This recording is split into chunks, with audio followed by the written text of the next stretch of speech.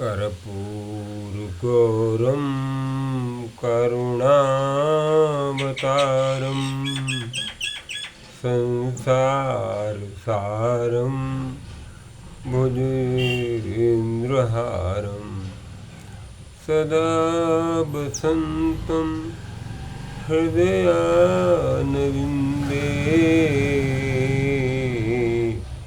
भमं भमानि सहितं नमामि।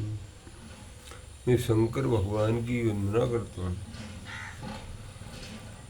क्योंकि अब संस्कृत एक ऐसी चीज़ है, एक देव भाषा है।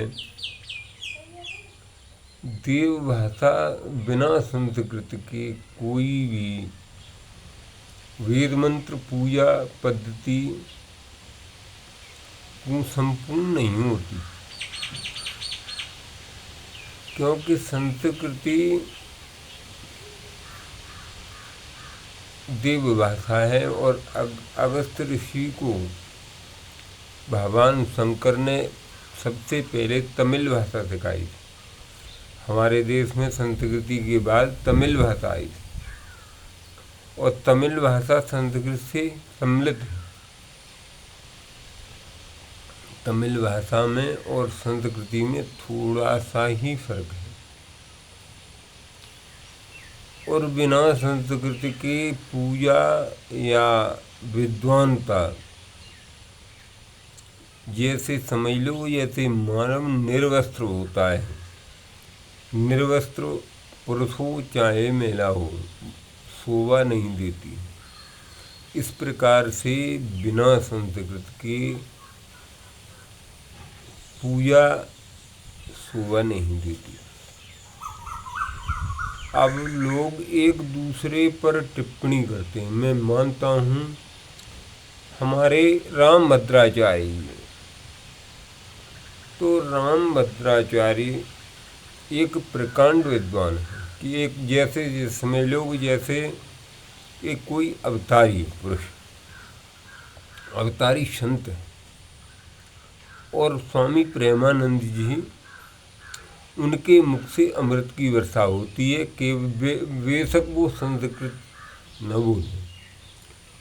ऐसे हमारे धीरेन्द्र शास्त्री अनुरुद्धाचार्य हैं, और सभी जो विद्वान हैं, मैं तो उनके समान, उनकी परछाई के बराबर भी नहीं। क्यों कि मैं तो सबको विद्वान, सबको बड़ा ही मानता हूँ।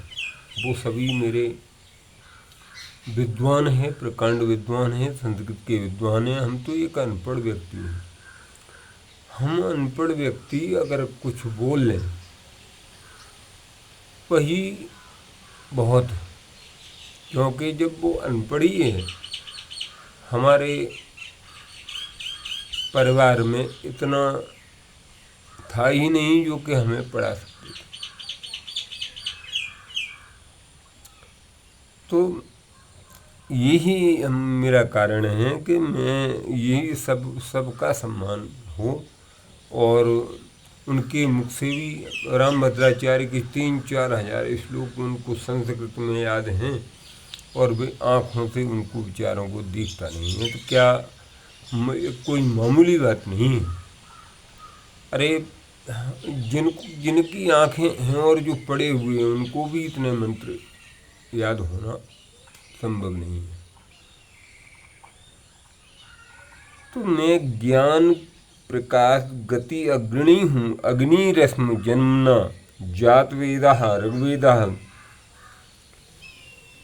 तो 3267 भीतर संकल्प की अग्नि हूँ, निरंतर प्रज्वलित मेरे जीवन का पथ प्रकाशमान है। सदा चेहरे पर मुस्कान होना चाहिए। दूसरों का सम्मान दो, तुम्हें सम्मान मिलेगा। दूसरों को सुख दो तो तुम्हें सुख मिलेगा। दूसरों को दुख दोगे तो तुम्हें दुख मिलेगा, क्योंकि जो बीज बोओगे वही तो उगेगा, वही तो तुम्हारे खेत में होगा। तो 9 महीने बच्चे माँ बच्चे को कोख में रखती है, प्रेम करुणा ममता का वात्सल्य रखती है। इसकी बाद प्राणांत होता है तो तब तक बच्चे को अपने हृदय में रखती है। तो बाधाओं से रुके नहीं, संकटों के प्रलोभन में झुके नहीं।